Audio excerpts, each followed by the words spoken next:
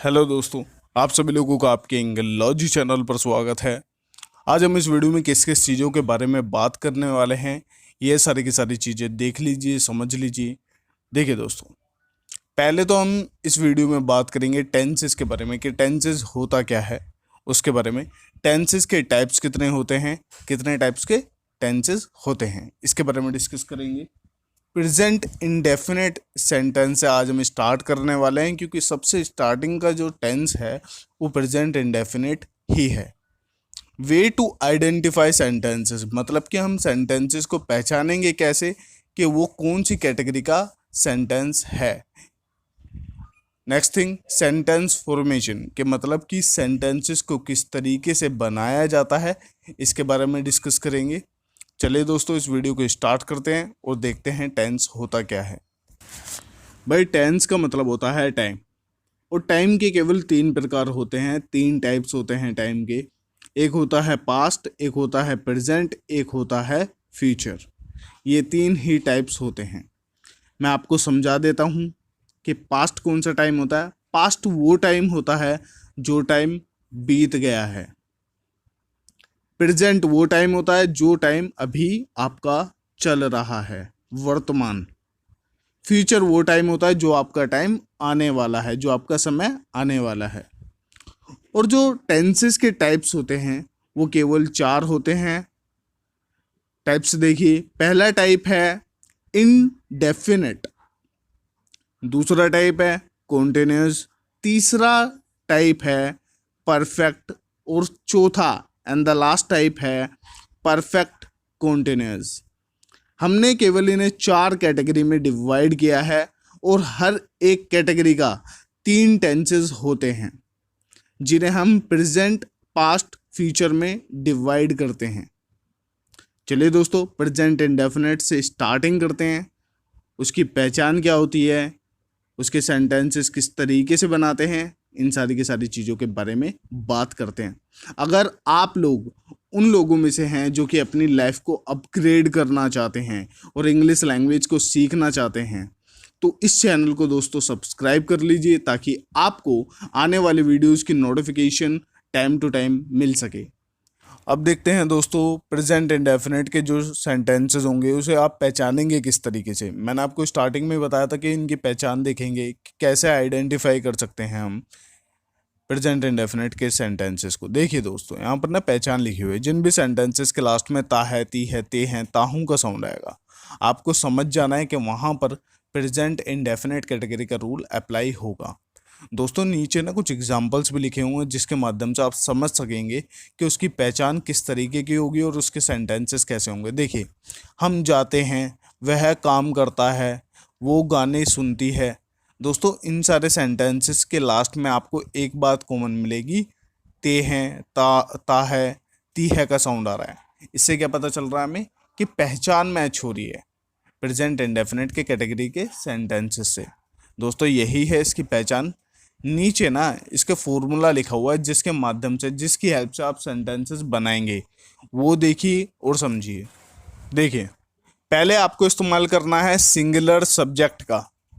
Singular subject के बाद में आपको वर्ब की फर्स्ट फॉर्म का इस्तेमाल करना है, और वर्ब में ही आपको ईएस और एस का इस्तेमाल करना है। दोस्तों, यहाँ पर एक और बात है जो कि काफ़ी ज़्यादा कंफ्यूज करती है लोगों को, कि कहाँ पर ईएस का इस्तेमाल करना है और कहाँ पर एस का इस्तेमाल करना है। देखो दोस्तों, अगर सिंगुलर सब्जेक्ट है और वर्ब के लास्ट के अक्षर एस है, ओ है, एक्स है, जेड है, एस एच है, सी एच है के साथ में आपको ईएस का इस्तेमाल करना है। अगर ये सारे के सारे अक्षर नहीं हैं वर्ब के लास्ट में, तो आपको सिंपली एस का इस्तेमाल करना है, लेकिन सिंगुलर सब्जेक्ट के साथ में। लेकिन अब दूसरा फॉर्मूला समझिए, अगर सब्जेक्ट प्लूरल है, उसके साथ में आपको वर्ब की फर्स्ट फॉर्म का इस्तेमाल करना है, और ईएस और एस का इस्तेमाल बिल्कुल नहीं करना है, क्योंकि ये इसका फॉर्मूले की कंडीशन है जो कि हमें फुलफिल करनी पड़ती है। सेंटेंसेस के माध्यम से ढंग से समझ पाओगे आप कि किस तरीके से इसके सेंटेंसेस बनाए जाते हैं। चलिए तो वो सेगमेंट देखते हैं। चलिए दोस्तों, सेंटेंस की हेल्प से समझिए।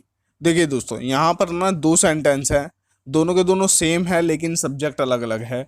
अब इन दोनों को कंपेयर करके हम समझेंगे कि फॉर्मूले का किस तरीके से इस्तेमाल करना है सेंटेंसेस बनाने के लिए। देखिए हम पढ़ते हैं, लास्ट में क्या आ रहा है, ते हैं। ये क्या है दोस्तों, ये इसकी पहचान है प्रेजेंट इंडेफिनिट की। हमें पता चल गया है कि ये जो सेंटेंस है वो एक प्रेजेंट इंडेफिनिट कैटेगरी का सेंटेंस है।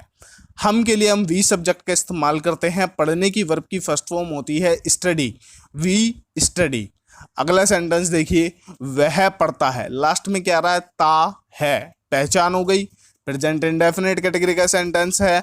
वह के लिए हम ही सब्जेक्ट का इस्तेमाल करते हैं। पढ़ने की वर्ब की फर्स्ट फॉर्म होती है स्टडी। इसमें हमने ईएस लगाया है। क्यों लगाया है दोस्तों ईएस, मैं आपको बताता हूं। क्योंकि यहाँ पर जो ही सब्जेक्ट है ये एक सिंगुलर यानी कि एक वचन सब्जेक्ट है, इसलिए यहाँ पर वर्ब में ईएस लगा है दोस्तों। इन दोनों में दोस्तों यही डिफरेंस है। अगर सब्जेक्ट बदल जाता है ना तो उसके साथ में जो वर्ब आती है उसमें भी चेंज होता है। प्रेजेंट इंडेफिनिट में ये खेल होता है। आपको यही खेल समझना है, क्योंकि यहाँ पर काफ़ी ज़्यादा लोग कंफ्यूज होते हैं दोस्तों। और मेरा मानना यह है कि मैं आपको एक वैल्यूएबल कंटेंट दूं ताकि आप लोग इंग्लिश लैंग्वेज को फ्लोलेसली सीख पाएँ, यानी कि परफेक्टली सीख पाएँ।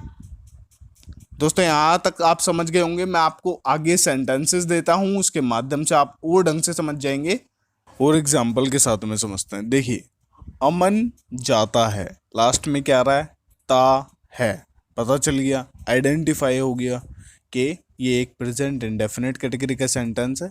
तो अमन को हम अमन ही लिखेंगे क्योंकि ये एक नाम है और नाम सिंगुलर कैटेगरी में आता है, सिंगुलर सब्जेक्ट होता है। तो अमन को अमन ही लिख दिया। जाने की वर्ब की फर्स्ट फॉर्म होती है गो, क्योंकि गो में लास्ट में जो वर्ब का अक्षर है वो ओ है, इसलिए यहाँ पर ईएस लगेगा। अमन गोज। अगला एग्जाम्पल देखिए, तुम जाते हो, लास्ट में क्या आ रहा है, ते हो। पहचान हो गई।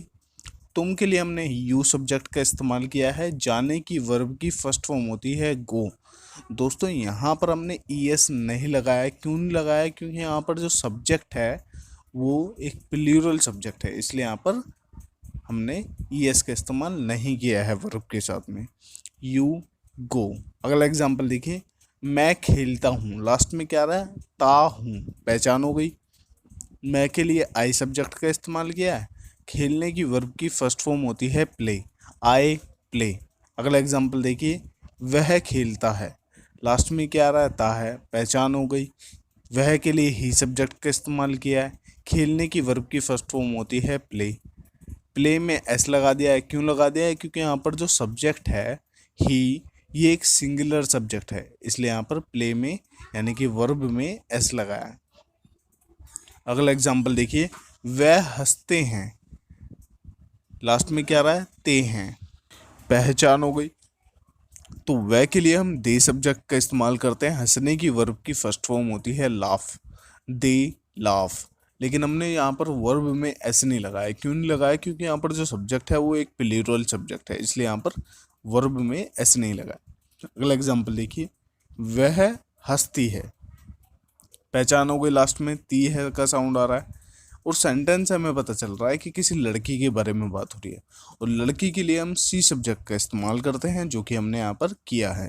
हंसने की वर्ब की फर्स्ट फॉर्म होती है लाफ, लाफ में ऐसा लगा दिया है। क्यों लगा दिया, क्योंकि यहाँ पर जो सब्जेक्ट है वो एक सिंगुलर सब्जेक्ट है।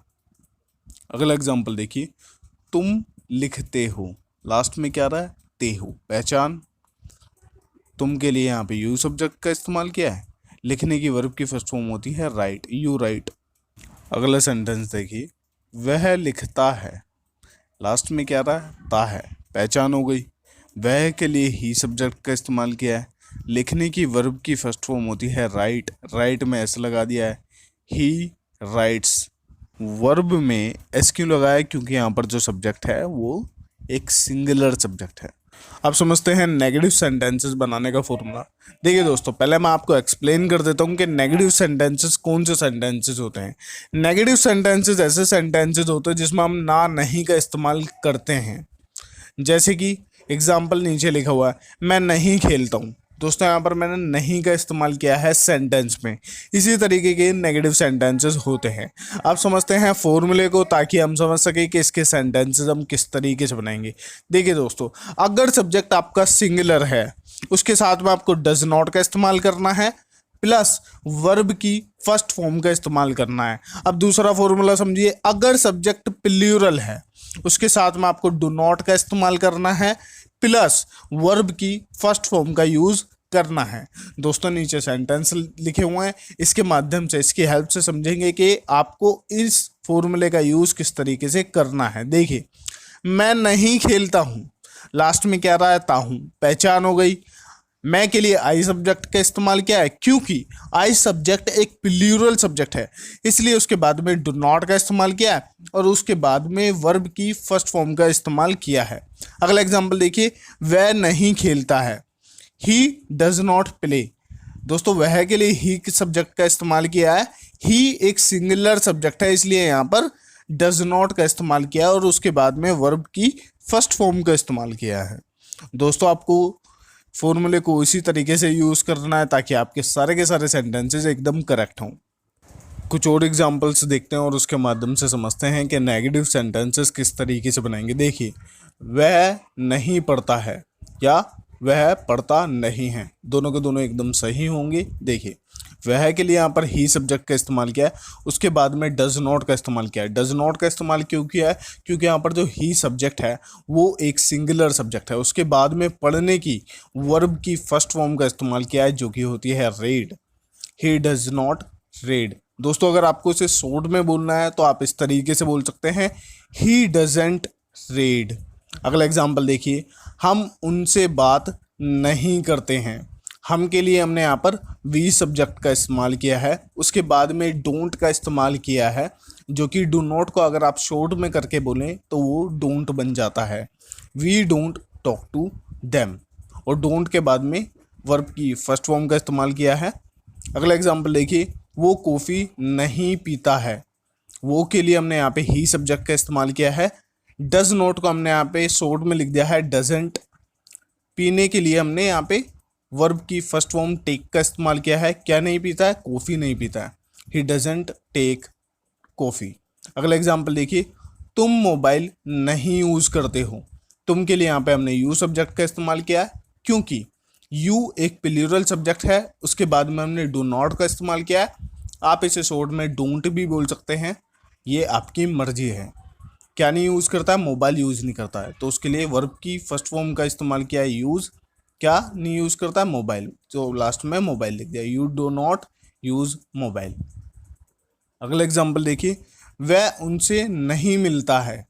वह के लिए यहाँ पर ही सब्जेक्ट का इस्तेमाल किया है, ही क्योंकि एक सिंगुलर सब्जेक्ट है। उसके बाद में हमने डज नॉट का इस्तेमाल किया। मिलने की वर्ब की फर्स्ट फॉर्म होती है मीट।